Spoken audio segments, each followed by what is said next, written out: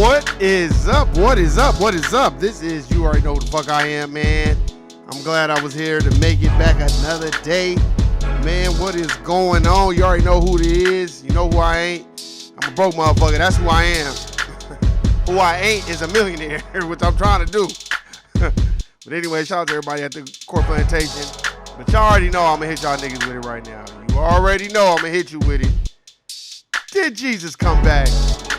Come on, man. I know it's a nigga right now. Just, Jesus, I never forget. Looking ass.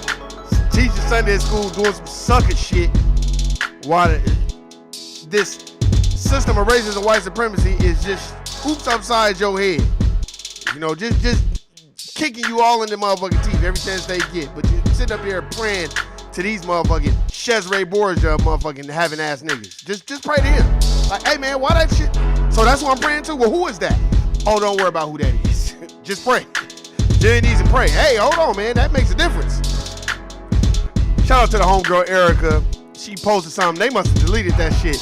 But she had posted this thing about Dirty Bookman's prayer. This was a while ago. She posted the whole prayer. I used to say it before before I got into my podcast, man. But basically, his prayer, Dirty Bookman's prayer, is basically talking about replacing the image of the white man's God because their God asked them to commit crimes against us. So why would we be praying? How can we be praying to the same God? But if we got the same God, but why would he make us equal? Why would he put you over us? And then even if he put you over us, why would he allow you to treat us like that? Fuck all that. Shout out to my Haitians. Shout out to the Haitian Revolution 1804. Nat Turner, Gabriel Prosser, Denmark Vesey. Those are motherfuckers need to be praying to the ancestors. Stop worshiping Cesare Borgia. I got a book about Cesare and Pope Rodrigo and Lucrezia. The Borgias and their enemies. You need to go read that book. It's either on my library shit or over here somewhere. You know what I'm saying? But shout out to everybody out there that's handling business. If you're at the Core Plantation, I have much power and respect to you. You know what I'm saying? That shit is not easy. Motherfuckers think working at the Core Plantation is some easy shit that you just supposed to be doing. Man, shout out to my nigga, hey Dom, man. Shout out to my nigga Dom if you watching this, man. I gotta call you, man. I just be so busy. That nigga be busy too. I gotta get out of him. Nick, man. I gotta hit up Nick. Shout out to Nick, man. But it's very important that you just stay in your lane and handle your business, man. That's what this is gonna be about. This is basically, we gonna get into blackface, this teacher that wore blackface, and then they kind of deviated from the whole fucking plan. I'm trying to see if I can find some motherfucking, footage on this bitch that wore blackface. She wore blackface at a school, but they don't want to talk about that shit. You know what I'm saying? Let me see if I can find. I'm trying to find some footage. They started niggas explaining and going to other shit. And then we're definitely going to talk about this whole. I was reading this article, so we're gonna get into this about the Afro Latinos and all this other shit and what they identify as. I'm gonna go ahead, go on CNN.com. They got a whole article about it, and it's so funny because the majority of Puerto Ricans, they identify as white, and they don't even want you dating no black motherfucker. But we gonna get into all that today. Like I said, man, I ain't gonna be on here fucking long. Shout out to No Compromise, Shawnee, Philly in the building, stand up. That was so funny, man. Shawnee, in this book I was reading, Never Caught. Check this out, about Una Judge. They got this slave in there, sister. Her name was Philadelphia. I think she was related to Una, if I'm not mistaken. I can't remember everything in the book. Very, very good book, though. This is the last book I just finished. I only post books that I read. If I ain't read them, I'm not going to show them to you. So this is the last book that I read. Pretty good book. It's a quick read. But I took my time with that one, man. That one, and then before that one, I read Their Price for a Pound of Flesh. Real good book, too. So, hey, man, get your book game on. That don't mean you got to be reading 1,000 words a minute. But get your shit together, man. All right, let's cut this shit down, man. Shout out to everybody out there. If you broke, then join the club, nigga, because we broke together. So let's try to get some bread and make it happen. Shit. Man. Another Sunday, another day, another 10 cents for us, another $250,000 for white folk. It's so funny, man. Like, this shit never gets old to me. It never ceases to amaze me how motherfuckers are liking our struggle they're liking their struggle to our struggle. They always want to put black struggle with everything else, especially the alphabet community. They be killing me with that shit. You know what I'm saying? Oh, well, we need civil rights too. You know, we've been oppressed too. As Bill Burr said, y'all ain't been oppressed, ain't been enslaved, ain't built the country for free, but y'all feel like y'all should have civil rights like black folk. Man, get the fuck out of here. But that also goes back to you Joe Biden fans who think that Joe Biden, because he was, you know, the vice president to Barack Coon Obama, that all of a sudden shit was going to change. And as you can see, they have not done nothing. They have not spoken about reparations. Matter of fact, the Democrats are so far away, done distancing themselves from niggas, they don't even want to really be bothered with niggas. They just going to replace niggas with tethers, as Tariq Nasheed would say, as I would call them doppelgangers. So they're going to replace us with these African coons that come over here. You know what I'm saying? Look, no diss to any other racial group, but I can't stand a motherfucker. Oh, because Nigerians, we wouldn't take your bitch asses back to Nigeria. That's how I look at it. You're not in Nigeria. You're in the United States of America Incorporated. And that's the problem. When you're dealing with racism and white supremacy, that's such a cold institution. They just get other niggas to do the job for them. That's why white people, for the most part, ain't really got to do the job. They just get other niggas to do it for them. And you have to understand that. And whether you believe it or not, that's on you. I don't give a fuck if you believe it or not. I see it. I see it all the time. That's why when I was reading about this Afro-Latino thing, and they was talking to all these sisters. Now, these sisters got their hair like black folk, but they talk about they identify as Dominican, Afro-Latino. Man, stop. Stop with all the bullshit. Stop. Look, the police, the race soldiers, they're looking at not nationality, but ethnicity.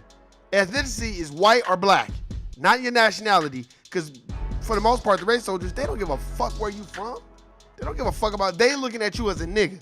And it's so funny, motherfuckers be trying to, see, to me, I feel like these are, as Dr. Claude Anderson says, broad and ambiguous terms. That's just shit to get niggas to emotional roller coaster, Vivian Green you, and take you all up in these loop-de-loops and all this bullshit, and then think about all these motherfuckers that's getting killed. Okay, I bet you Philando Castiles I bet you he didn't have time. Hey, well, I'm Puerto Rican. I'm Puerto Rican or whatever. I don't know what nationality that brother Philando Castile was, but Philando de Castile, that is probably a Latino last name. Who knows? Maybe his dad was Puerto Rican, whatever. But at the end of the day, that police wasn't checking. Well, are you Puerto Rican? What type of a nigger are you?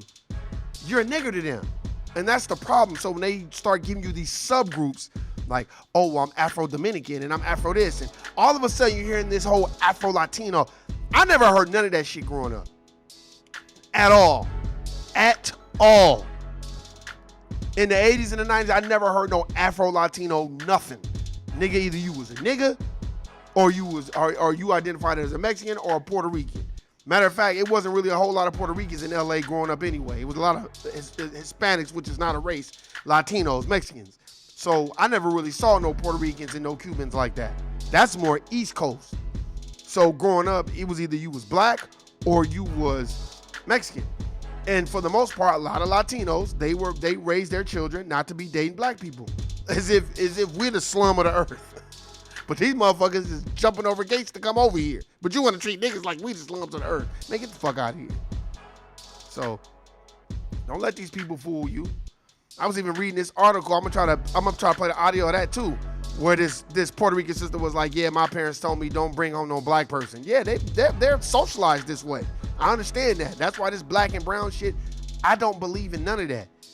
Because I've been at the front end of that experience of, I've heard Latino sisters, oh yeah, I was told, don't bring home no black person, or I can't date a black person. I remember I knew this Mexican girl at the Court Plantation at the time. This was a long time ago. It's like 12 years ago. And she had black kids.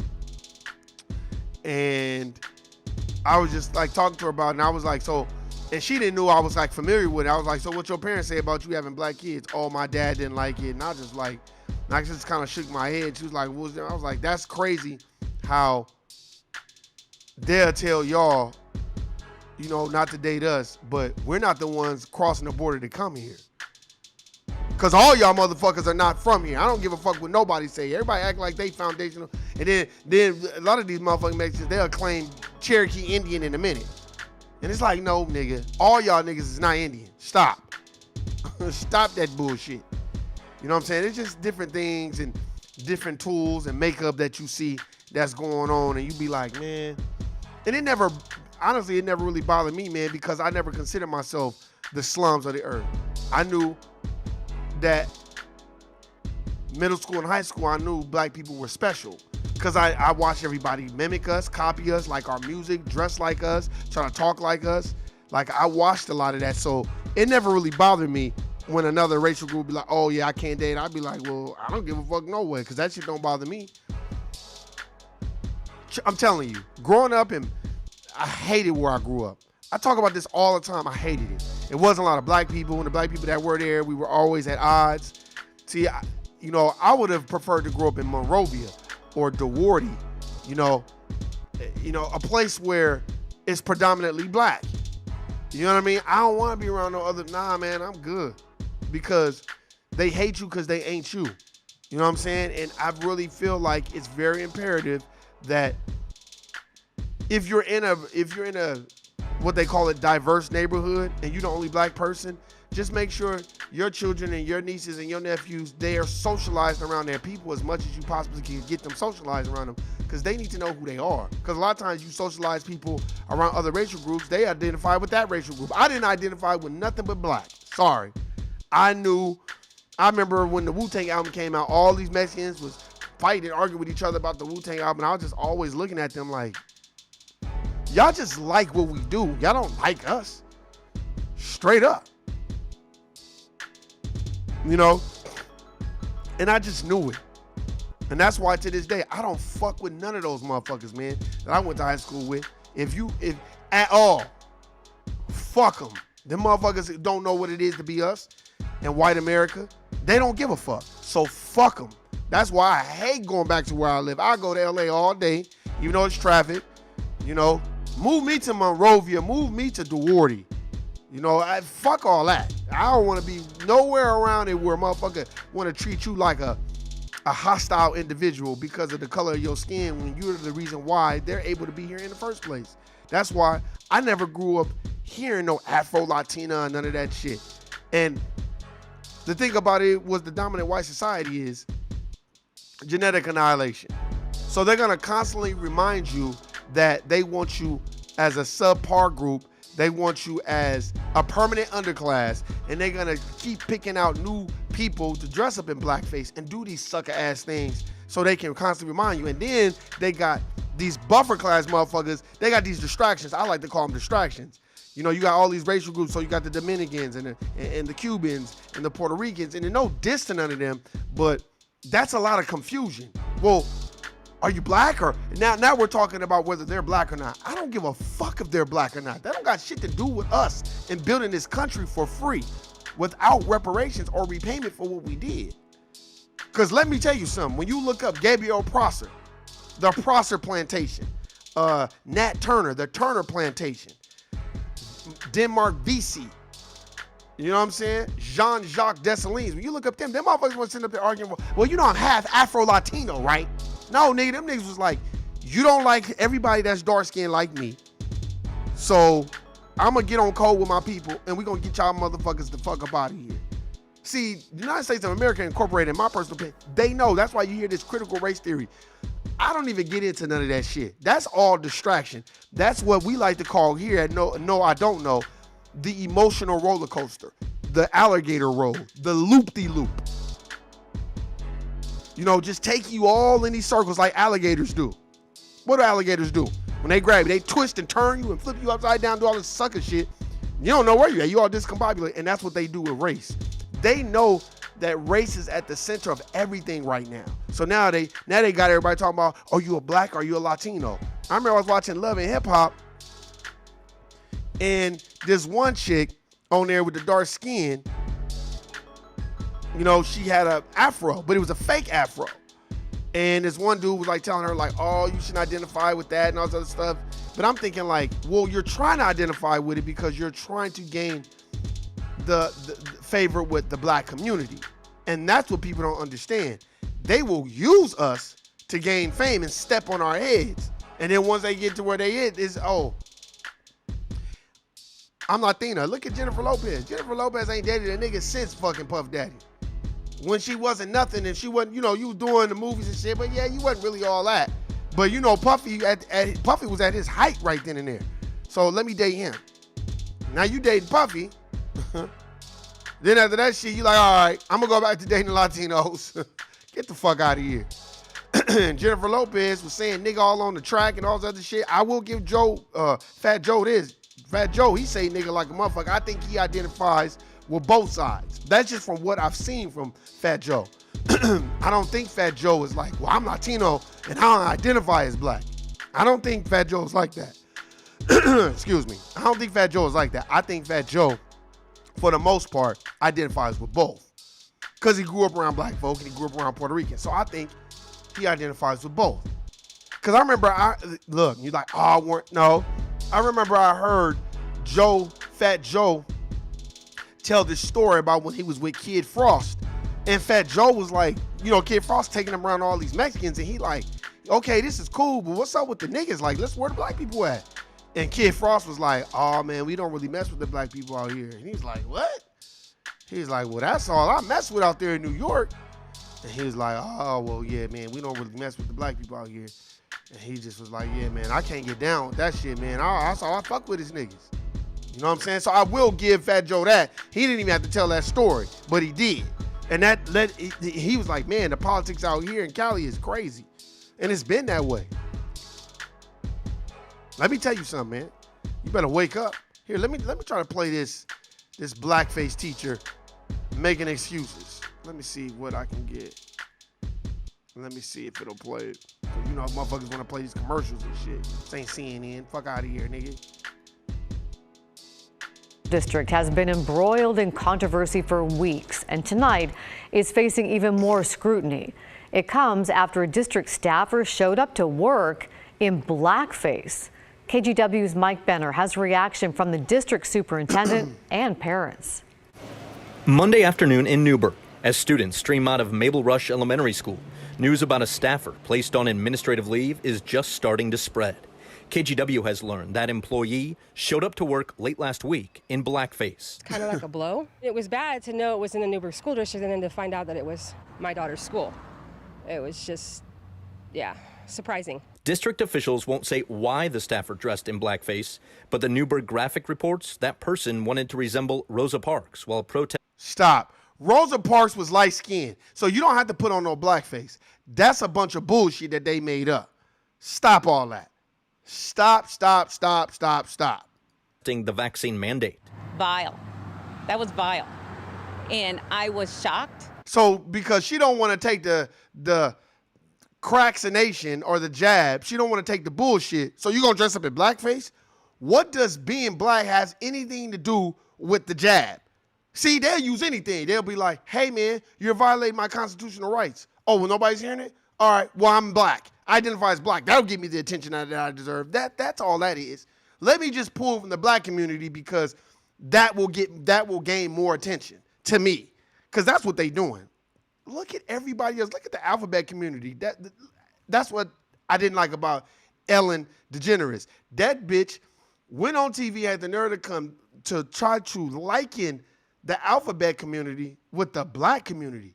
Stop. Y'all didn't build this country for free. We did. Stop. In a way, but also not surprised in a way. Because look at where we are. Man. As a community.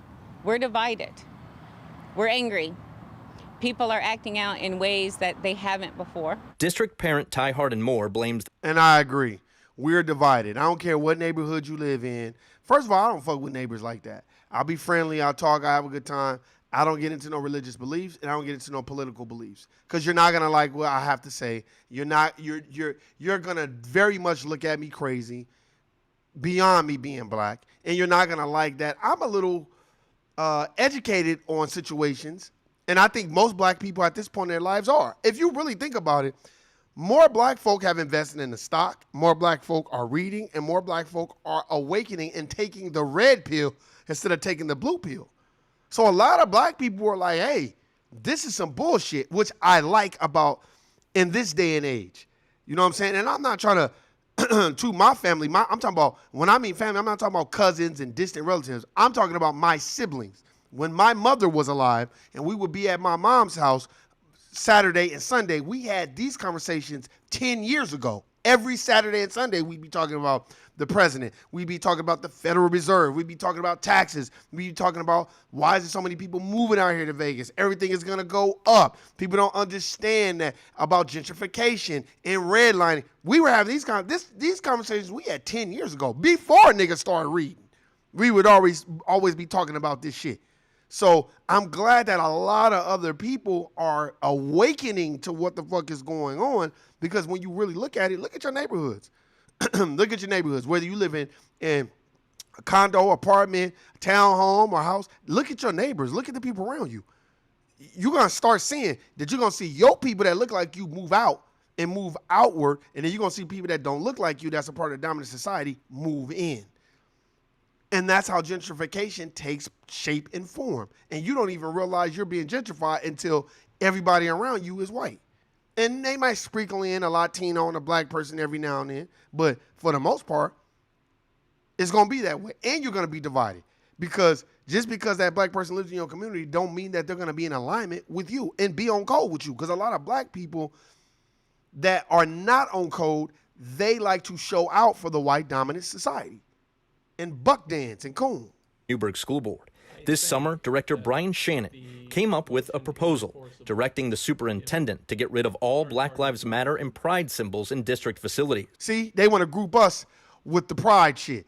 And see, that LBGTQ, LMNOP, XYZ, they full of shit too, man. Because they don't give a fuck about no goddamn niggas. If that's the case, then why y'all didn't line up outside of the Ed Buck trial and hold his ass accountable for what the fuck he was doing to niggas? Talking about, oh, well, we were just getting high.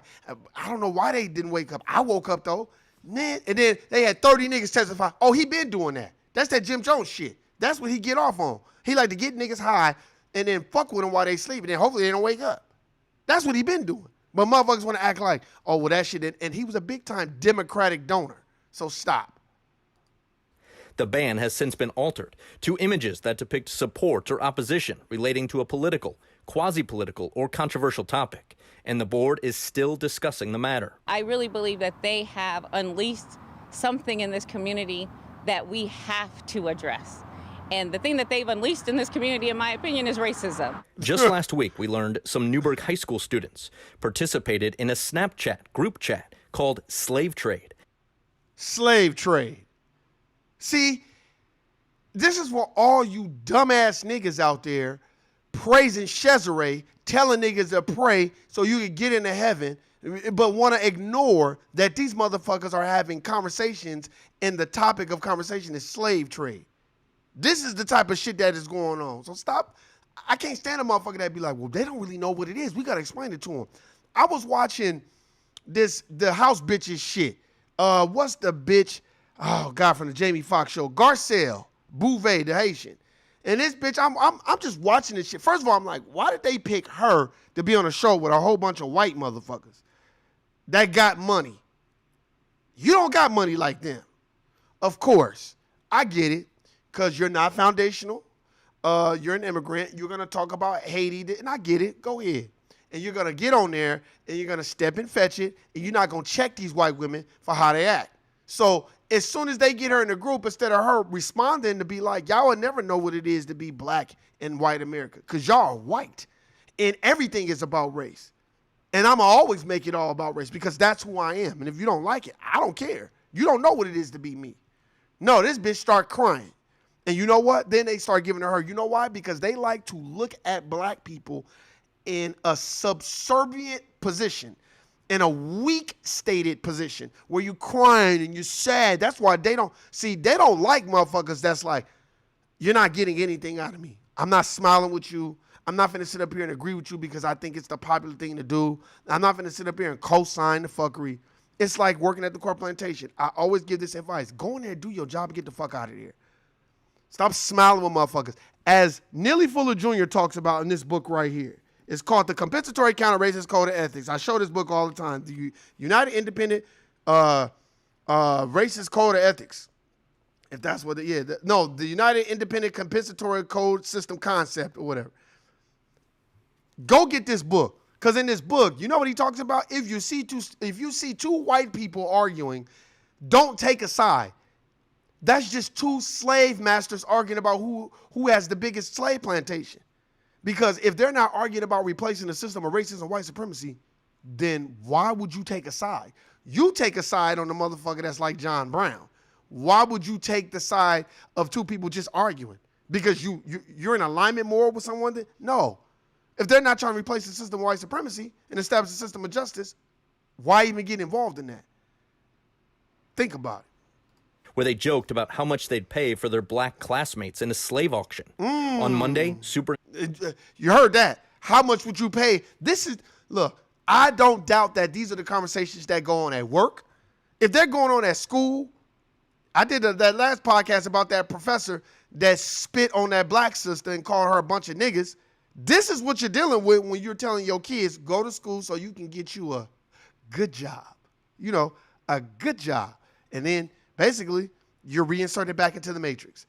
What did Cypher say? I know this steak isn't real, but my mind is telling me it's real. And it's juicy and tender. Ignorance is bliss. That's exactly what he said. And he know the matrix is fake. And he know that the machine world needs us to power the system. But that motherfucker didn't give a fuck. I'm selling out Morpheus, Trinity, all these motherfuckers. So I could live like a god in the matrix. How many people do you think do that? Anytime you see a black person on TV, especially a non-foundational black American or a native black, as Dr. Clyde Anderson calls it, when you see them on there speaking for us, you should just look at them and listen to them speak. Guess what their talking points are going to be? The dominant white society's talking points. It's going to be the democratic bullshit. It's going to be gay rights and all this bullshit. But they ain't going to talk about reparations. They're not going to talk about how black folk are treated every single day. They're not going to talk about how we built this country for free. Nobody I've ever seen on TV besides the Honorable Minister Louis Farrakhan talk about that. I ain't ever heard nobody talk about that. If they do, they're ostracized and you don't ever hear from them again. But here it is at school.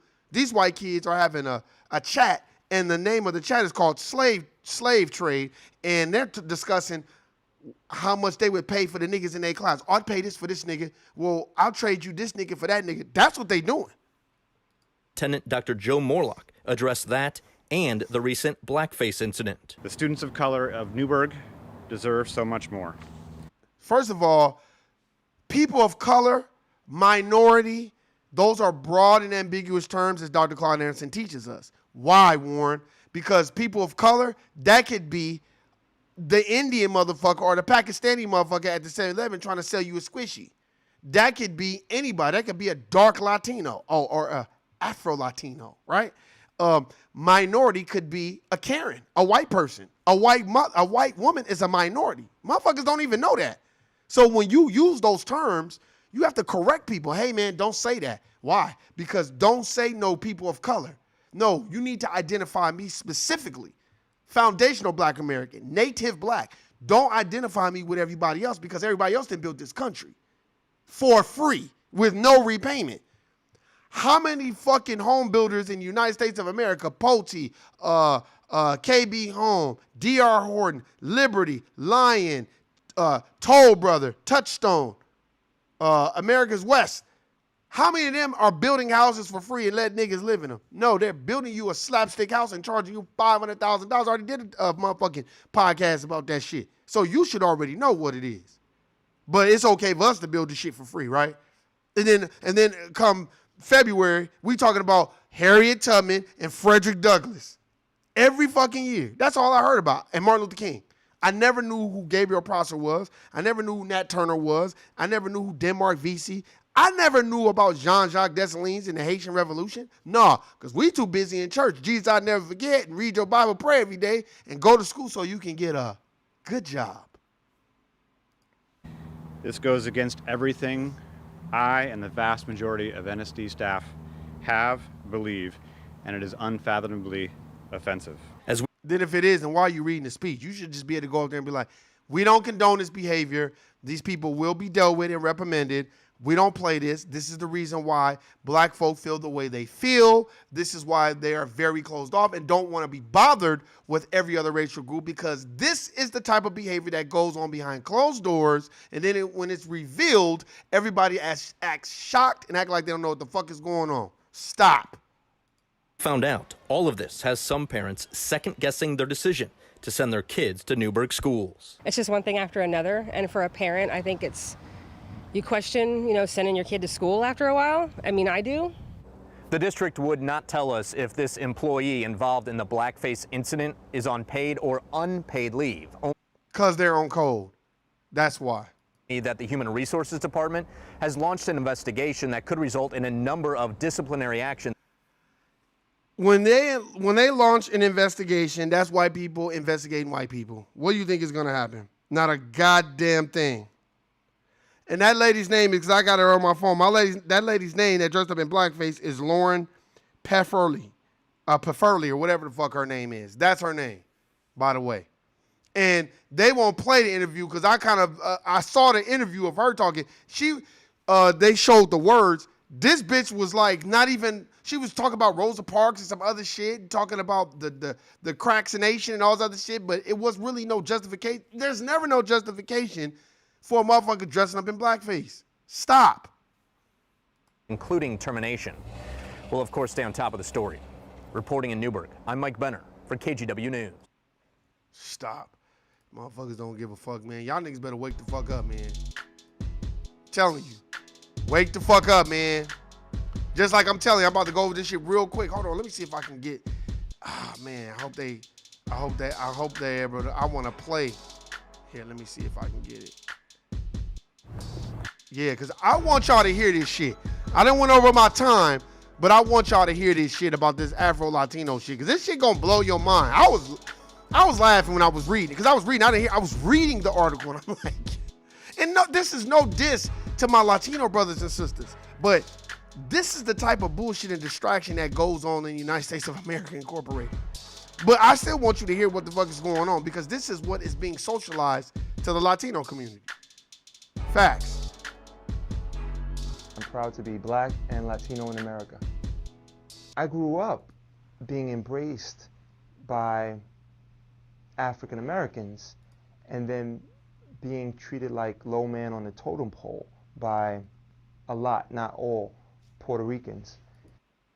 This is a Puerto Rican and black brother said he was, embraced by black people. We are the most accepting racial group in the United States of America Incorporated. Facts. And it did nudge me in the direction of identifying with black and being black more than being Puerto Rican. My name is Raquel Casilla Reynoso, and I'm proud to be an Afro-Latina. Those within the Afro-Latino community are trying. Now you're proud to be an Afro-Latina. Before, you just be, I'm Puerto Rican. To identify what that is. Although some say, oh, we know what that is immediately. The reality is it's so diverse. My name is Gesnet Josue Perea, and I am proud to be a co-founder of the only Afro-Colombian organization in New York City. I identify myself as Afro-Colombian. Afro-Colombian meaning I am a Colombian of African descent. My own father, who is dark-skinned, I would consider him a black Dominican. He would tell me growing up never to bring home a date or a friend who was black. You hear that?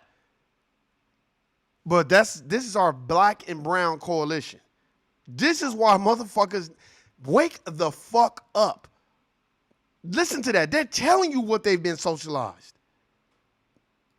When I was going out with an African-American girl, she said, "You're the first non-black guy that I date." And I found that very interesting because I consider myself black. Puerto Rican friends who look white say things to me like, oh, you'd be interested in that because that's a black thing. They telling the truth right here. Listen to this shit. My mother is Puerto Rican. She is very light-skinned. My grandmother, my mother's mother, she made a comment to me kind of in passing, and she said, "Oh, that's because of your black father." You heard that? See, this is generations of this Black people are a permanent underclass. We know what white people want and what they accept, and they don't like niggas. So we don't really identify with niggas. Y'all can call yourselves this Afro-Latino bullshit, but we are Puerto Ricans. I'm Dominican. I'm Puerto Rican.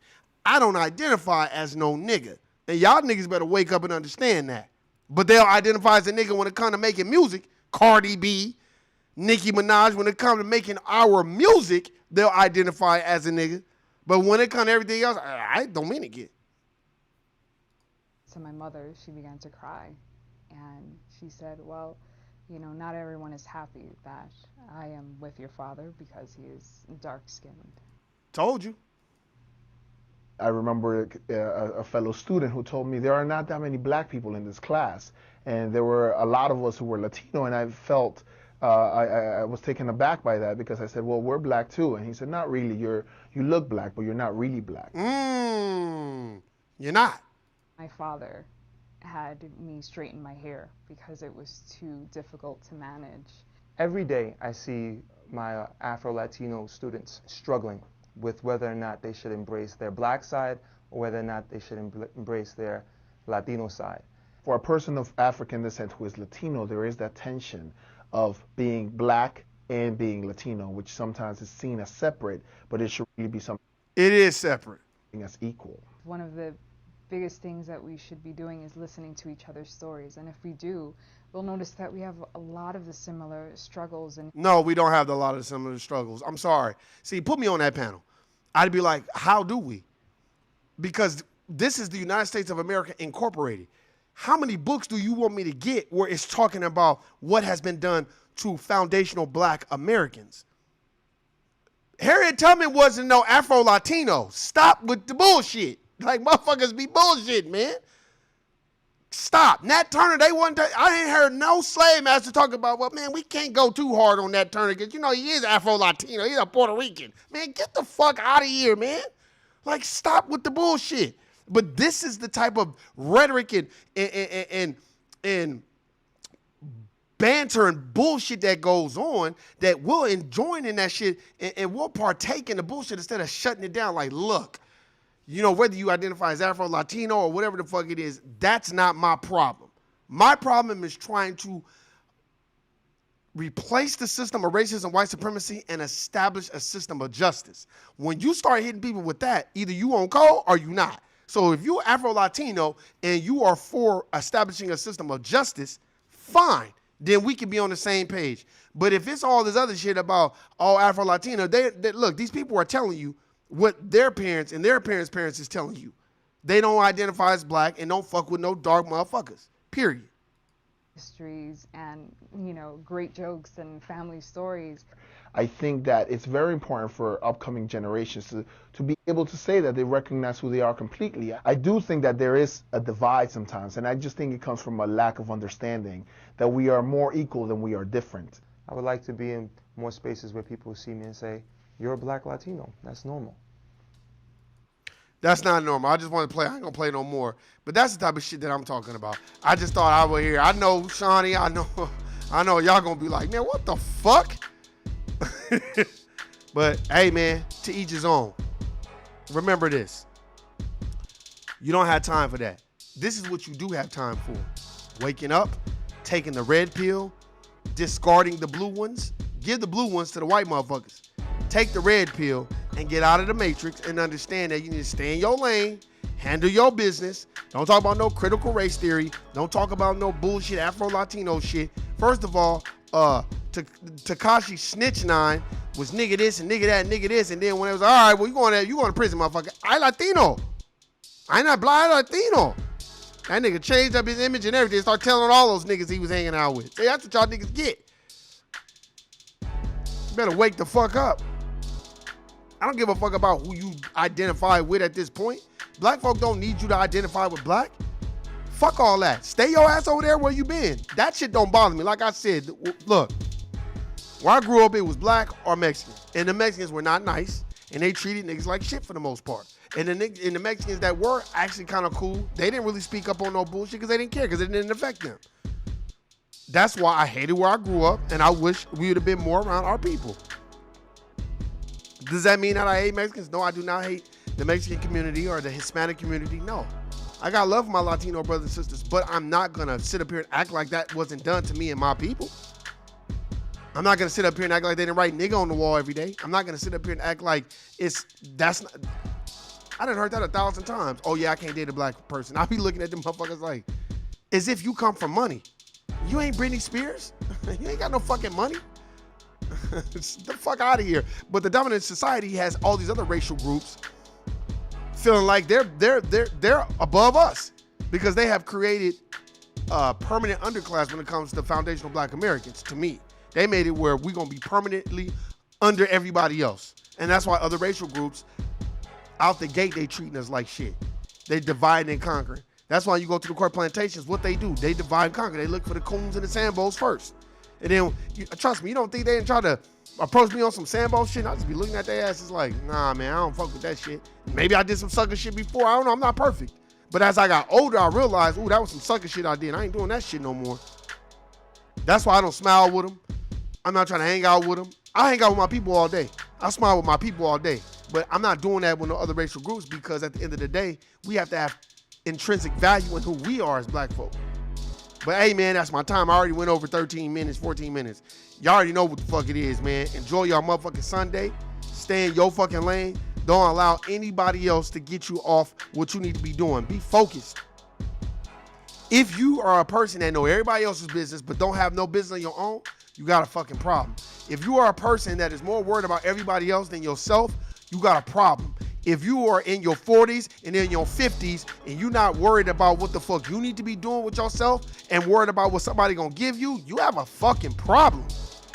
You have a problem. Those are things that I ask myself every fucking day. Am I worried about everybody else? Check. Am I worried about my lane? Check. Do I know everybody else's business? Check. You know what I'm saying? Am I heading towards an age where I need to have my shit popping and set up? Hey, man, what's going on, Erica? Don't trip. Just go back and watch it. It's all good. I was hoping nobody joined it so you can just kind of go back and watch it. But for all you niggas that know everybody else's business and know what the fuck this person got going on and what this person got going on, but you don't have nothing of your own, I can't be around that. And if your conversation is the same from 2 months ago, 3 months ago, 6 months ago, a year ago, that means you're not growing. If you're not growing, you're not involved. I don't want you around me. Period.